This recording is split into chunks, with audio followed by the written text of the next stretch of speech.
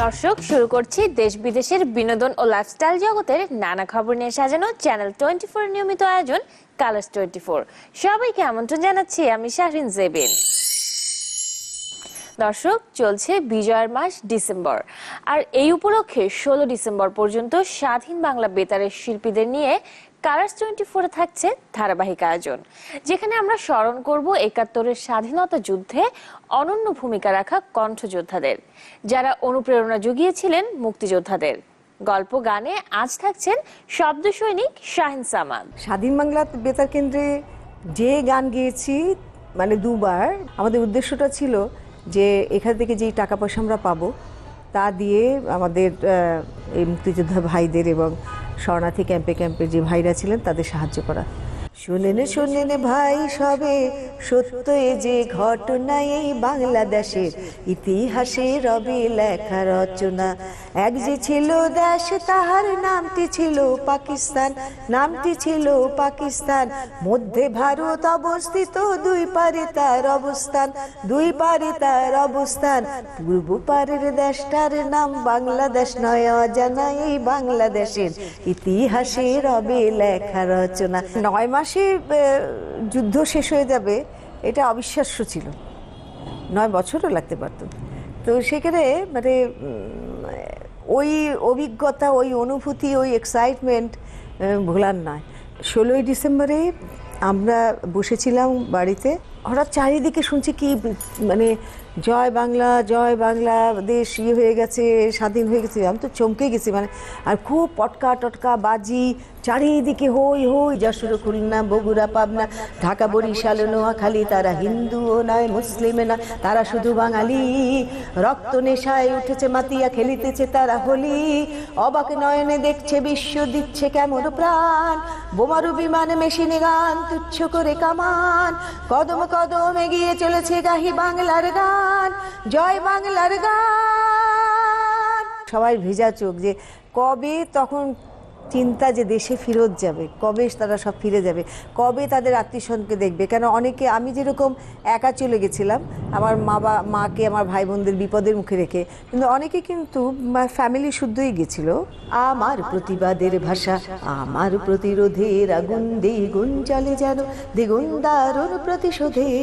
করে চূর্ণ ছিন্ন ভিন্ন শত ষড়যন্ত্রের জাল যেন আনে মুক্তি আলো, আনে লক্ষ্য শত প্রাণী। আমার প্রতিবাদের ভাষা, আমার প্রতিরোধের আগুন। উৎসর্গের গানে ফিরেছে পুরনো দল।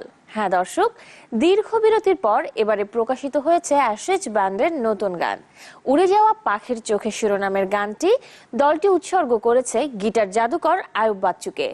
এটি তাদের অন্তঃসার শূন্য অ্যালবামের দ্বিতীয় গান, যা সম্প্রতি প্রকাশ হয়েছে ইউটিউবে। জানা গেছে, বেঁচে থাকার দীপ্ত শিখা নিভে গেলে পুনরায় আগুন জ্বালাবার জন্য নিজের ভেতর যে জেদটুকু থাকা জরুরি, তা এই গানের মূল উপজীব্য। আর তাই তো প্রয়াত আয়ুব বাচ্চুকে উৎসর্গ করা হয়েছে এই গানটি। এই ব্যান্ড দলের সদস্যরা মনে করেন, কিংবদন্তির কখনো মৃত্যু হয় না, প্রজন্ম থেকে প্রজন্মের অন্তরে সবার প্রিয় এবি বেঁচে থাকব। থেকে এবারে যাব নাচের উঠোনে, জানাবো নতুনের খবর, অর্জনের উদ্দীপনা। কারণ এবারই প্রথম বিশ্বমঞ্চে লাল সবুজের পতাকা উড়িয়েছেন সাঁওতাল তরুণ তরুণীরা। আবহমান বাংলার সাহিত্য ও সংস্কৃতির ক্ষুদ্র অংশ হয়েও নৃত্যের তালে তালে জানান দিয়েছেন বাঙালির সমৃদ্ধ সংস্কৃতির। উত্তরের জেলা নওগাঁ, বাংলাদেশের আবহমান সাহিত্য ও সংস্কৃতি একই প্রবাহের ক্ষুদ্র অংশ হয়েও এর রয়েছে এক বিশেষ তাৎপর্যময় বৈশিষ্ট্য।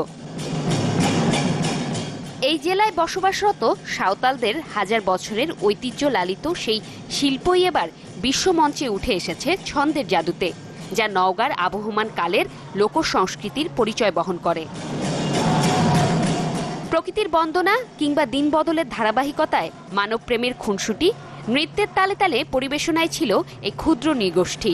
আদি কালচার আমরা তুলে ধরতে পারবো, সবাই আমাদেরকে দেখবে এবং সবাই আমাদের এই কালচার জানবে। অন্যের দেখবো আর দেখে কিছু শিখবো, আর আমরা ওদের কিছু শেখাবো। ওশান ডান্স ফেস্টিভ্যালের মাধ্যমে প্রথমবারের মতো আন্তর্জাতিক মঞ্চে পারফর্ম করলেন সাঁওতাল তরুণ তরুণীরা। সুপরিচিত কৃষ্টি নীতি স্লোগানকে সামনে রেখে নবযাত্রার সূচনা হলো সংগঠন ত্রিশূলের হাত ধরে। যারা এখনো সেই নিজ সংস্কৃতি নিয়েই চর্চা করে, আমি শুধু তাদেরকে বেছে বেছে তুলে নিয়ে আসাই হচ্ছে আমার ইচ্ছা, এবং সেটাই ত্রিশূলের হবে প্রধান কাজ। সংস্কৃতি মানুষের স্বতঃস্ফূর্ত জীবন প্রবাহের অংশ, আর তাই জাতির সমৃদ্ধ ইতিহাস, ঐতিহ্য, লোকশিল্পের নিখুঁত উপস্থাপনের মাধ্যমে সফলতার শিখরে পৌঁছতে চান এই শিল্পীরা। বিশ্ব মানচিত্রে উজ্জ্বল করে তুলতে চান লাল সবুজের পতাকা। জুমাতুল বিদা, চ্যানেল 24, কক্সবাজার। বিরতির পর আবার আমন্ত্রণ কালার্স 24-এ, আপনাদের সাথে আছি আমি শাহরিন জেবিন। দর্শক, শেষ করব আয়োজন, তবে যাবার আগে শ্রদ্ধা জানাবো এমন একজনকে যিনি একাধারে ছিলেন সুরকার, সঙ্গীত পরিচালক, নির্মাতা, চিত্রনাট্যকার, কাহিনীকার ও প্রযোজক। খান আতাউর রহমান চলচ্চিত্র জগতে অনন্য সৃষ্টিশীলতার গুণে যিনি হয়ে আছেন কিংবদন্তি। 1959 সালে উর্দু ভাষার ছবি জাগো হুয়া সাভেরায় অভিনয় দিয়ে যাত্রা শুরু চলচ্চিত্রে। একই বছর মুক্তি পায় তার প্রথম বাংলা ছবি এদেশ তোমার আমার। জীবদ্দশায় লিখেছেন 5 শতাধিক গান। খান আতা পরিচালিত প্রথম চলচ্চিত্র অনেক দিনের চেনা মুক্তি পায় 1963 সালে। 3 বার জাতীয় চলচ্চিত্র পুরস্কার সহ 1965 সালে পাকিস্তান চলচ্চিত্র উৎসবে সঙ্গীতে পান শ্রেষ্ঠ পুরস্কার। জন্মবার্ষিকীতে তার প্রতি রইল শ্রদ্ধার অর্ঘ্য।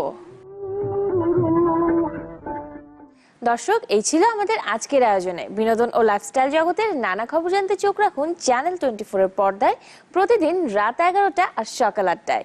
এছাড়াও যুক্ত থাকতে পারেন আমাদের ফেসবুক পেজেও। এতক্ষণ সাথে থাকার জন্য ধন্যবাদ সবাইকে।